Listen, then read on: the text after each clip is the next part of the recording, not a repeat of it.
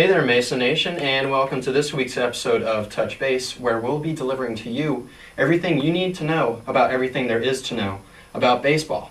My name is Aaron Witten. And I'm Ryan Donahoe. And today we'll be hitting on the most prestigious off-season awards given out and handed out annually, free agency, and some of the most recent moves on the hot stove market. So let's dive right into it. Okay.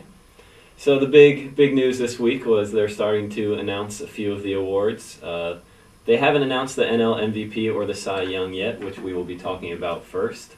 Up for nomination with the NL MVP is Daniel Murphy of the Washington Nationals, Corey Seager of the LA Dodgers, and Kris Bryant of the Chicago Cubs, all of whom obviously had great seasons. Personally, I would like to see it go to Daniel Murphy. I think that he created the most value for the Nationals in a team that for a lot of the year, their star players such as Bryce Harper and Ryan Zimmerman, who you usually see some production out of, were struggling. And Daniel Murphy was an off-season acquisition who really was able to surge that offense, and he hitting around 350 all year, ending with 347, 25 home runs, and over 100 RBIs. You can't fault that.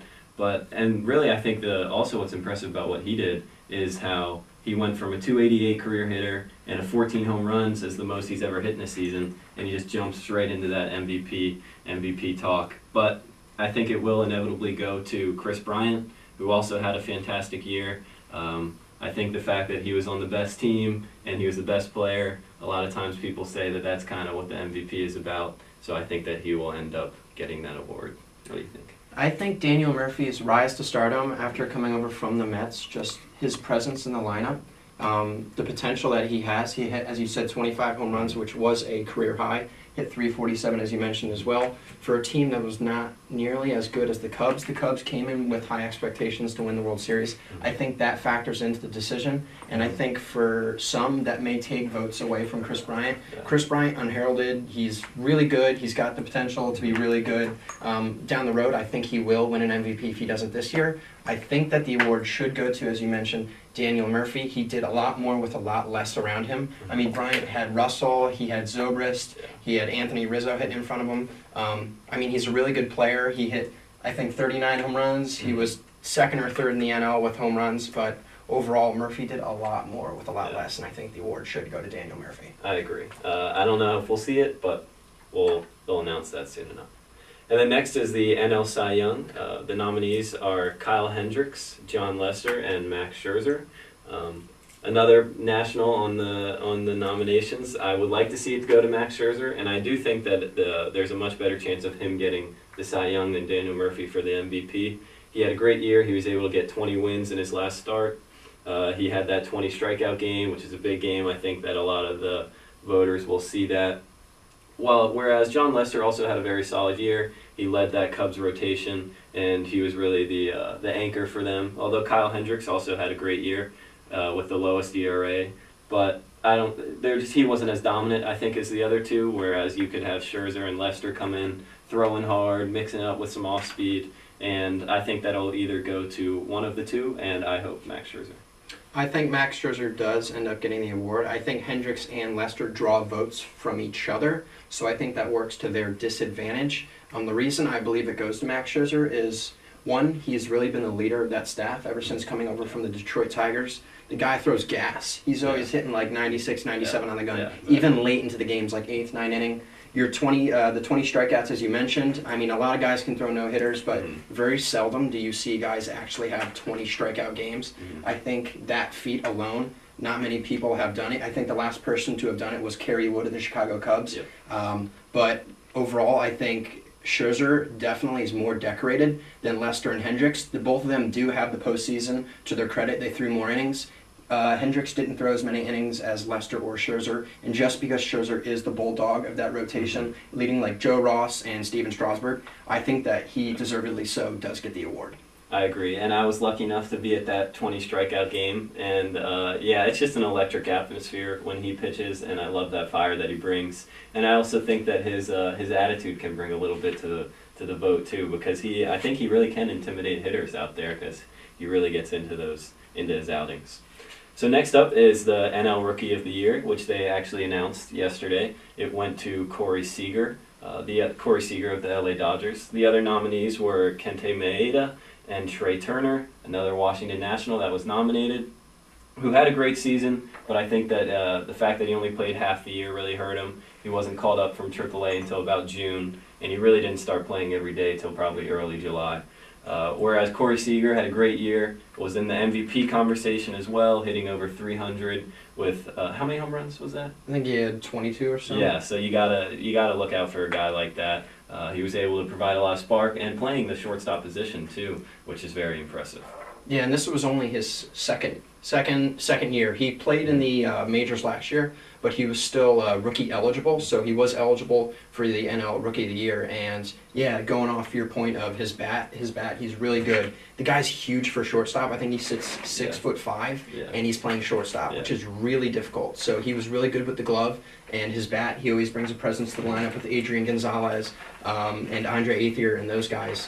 I could have seen the award going to Trey Turner just because he shifted off from shortstop / second base to center field. Yeah. I could have seen that working in his advantage. Obviously, the baseball writers thought that Corey Seager was the better pick. I can't argue with that because of how incredible of a year he had, going off wins above replacement. I mean, the guy was one of the highest, especially at his position, let alone in the majors. And Kenta Maeda, he came over from the Nippon Baseball League.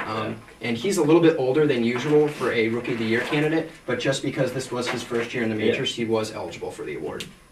All right, so next it is the AL MVP. The nominees are Mike Trout of the Los Angeles Angels, Jose Altuve of the Houston Astros, and then Mookie Betts of the Boston Red Sox. All of which I think the race might be a lot tighter for the AL MVP. They're all very good candidates. I think that Mookie Betts would probably be most deserving. He had a great year. Also, out of the other nominees, he's the only one where their team made the playoffs, and I think that really factors in.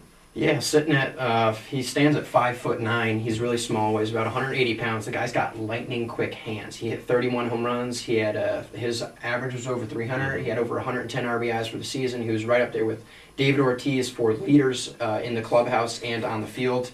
He was on, I think, the best team offensively in the American League. I could see that working to his disadvantage just because he had Hanley Ramirez around him, Travis Shaw, Dustin Pedroia, Sandy Leon, who they got from the Washington Nationals, who really came out this year. He hit 310. But I think that this is a hard one. It could go to Altuve or Betts. I think Trout's gotten the award before. He's come runner-up 3 times.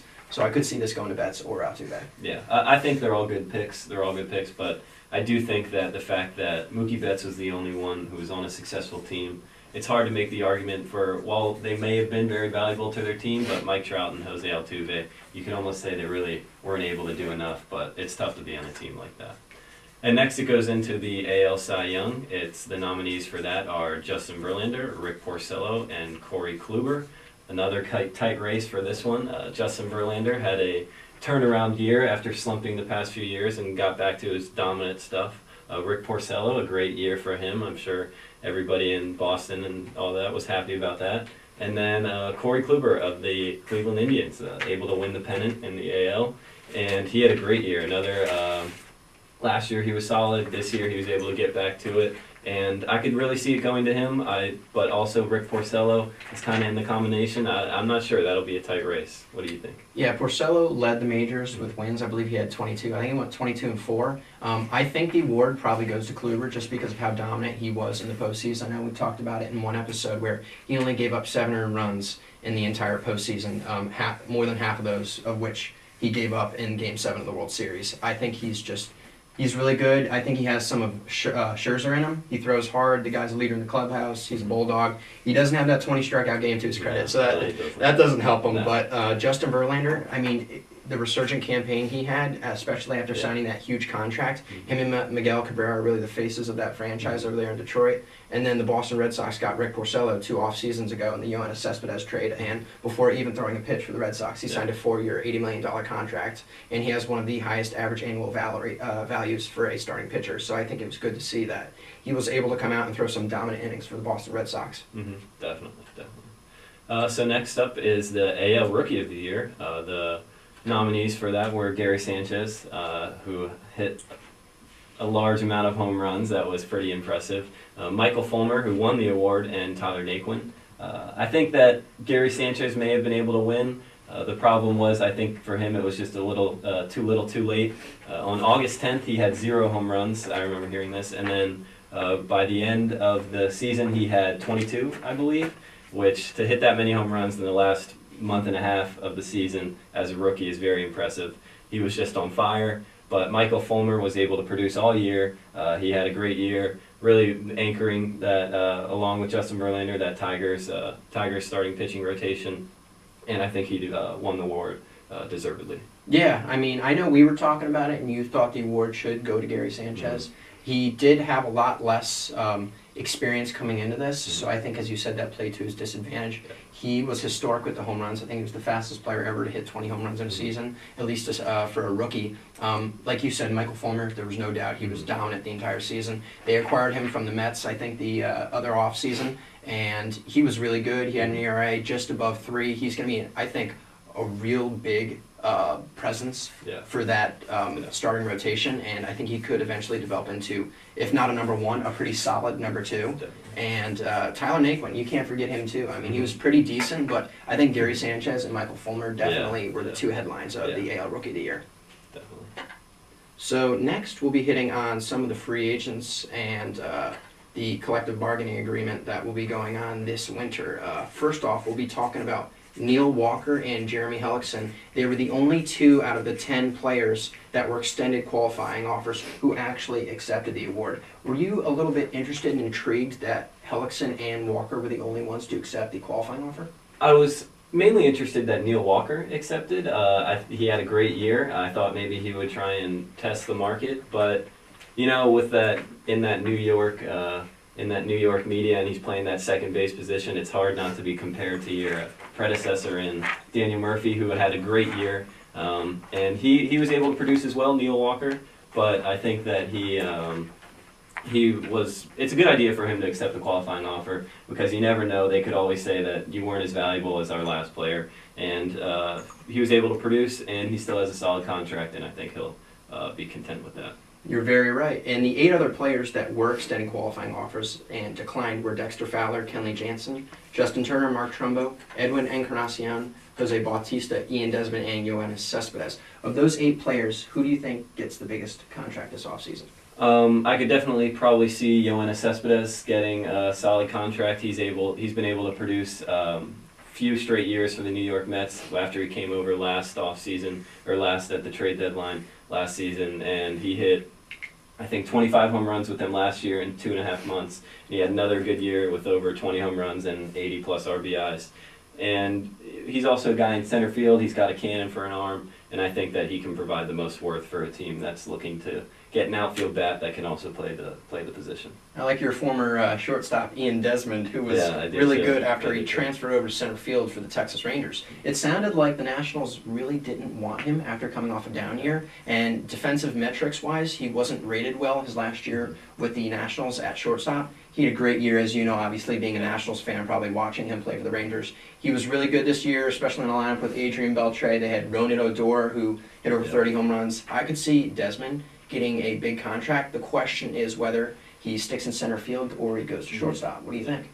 I do think that he'll stick in center field. I think that was the problem when he had with the Nationals. They were having Trey Turner, as we talked previously, coming up, and they just were put in a bad spot. I think if they knew that he could have played the outfield like he did, that they would have kept him, but I think that he'll stay in the outfield. But also he has that versatility of being able to play the middle infield positions. Very right. And then one of the free agents to recently sign a contract was Kendrys Morales, who signed a 3-year, $33 million contract with the Toronto Blue Jays. That's interesting because he's going to fill in, I think, for Encarnacion and Bautista, who are going to depart in free agency, both of who were extending qualifying offers. Yeah, I think it's a good signing for them. They still need to have a bat in that lineup, and with the other 2 guys leaving, you never know what could happen. You're right. And most recently, the Giants held trade talks with the Tigers on J.D. Martinez. I find that a bit intriguing. He has an $11 million salary this year in his last year of arbitration eligibility, and he's going to be a free agent next offseason. I find it interesting that they're sparking up some talks. Yeah, you never know. He's obviously a great hitter, and he can do everything for that team, and I think that